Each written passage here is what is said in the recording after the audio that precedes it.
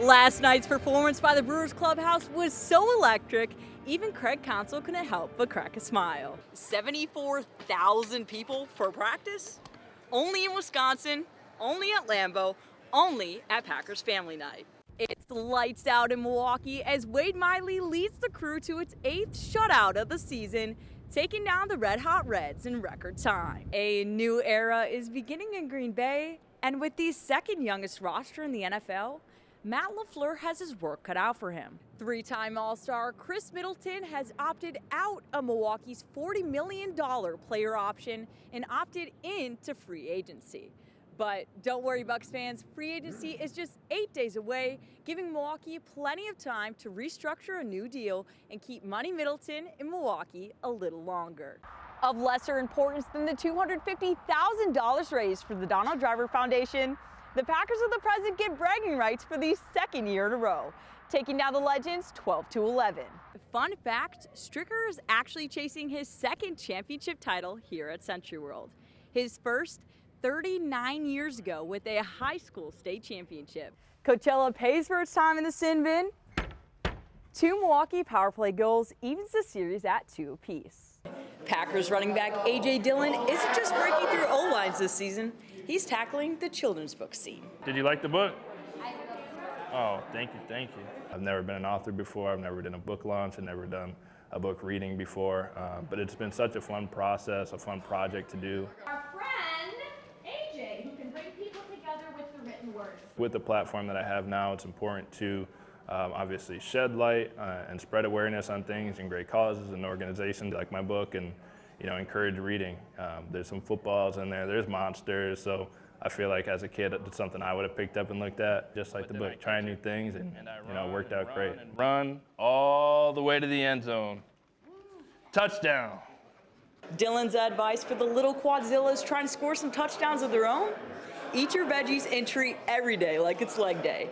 In Grafton, Caitlin Gill, WISN 12 Sports. Closer to home, it is a rivalry renewed at Summerfest today, kind of. 4 teams, 12 former players, 1 goal, raising money for charities. But as 12 Sports intern Caitlin Gill reports, a little friendly competition never hurt anyone. Things are heating up here at Summerfest as Wisconsin's 4 Division I basketball programs face off in the 2nd annual Alumni Charity Challenge. Former players from Green Bay, UWM, Wisconsin, and Marquette taking part in the charity event, raising funds for their favorite charities. But don't think for a second there aren't bragging rights on the line, especially between the former Badgers and Golden Eagles. Of course, it comes down to Marquette and the Badgers. Couldn't have happened any better way. You always like to see the other in-state schools lose to you, but do well everywhere else. So since we were going against them, it was tough to lose today. But again, they raised more money, so they got a few extra points. Steve Novak changed the format to 2s, 3s, and 3s, and we still come up on top. Diener's blaming the win last year. We're all shooting the same elements, and we got the trophy 2 years in a row. In the end, it's the Badgers who walk away with bragging rights. At Summerfest, Caitlin Gill, WISN 12 Sports. Thank you, Caitlin. I know a lot of Marquette fans were hoping the Badgers weren't going to win that one. But Big 12 Sports, presented by Menards.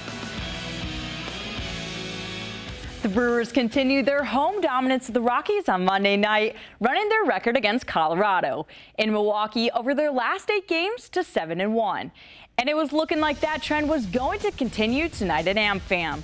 Brewers up 2-1 in the 7th, not anymore. Rockies with back-to-back dingers to start the frame, capped off by this Nolan Jones homer. Rockies going down 1 to up 1. But the Brewers tied up in the bottom half of the frame thanks to Andrew Monasterio's solo shot, his 2nd of the season. Ties it at 3, sending it to extras. And it was just a horrible 10th inning by the Crew's pen, walking in the first 3 runs of the inning. 1 by Chaffin, 2 by Irby. The Brewers fall to the Rockies 7-3.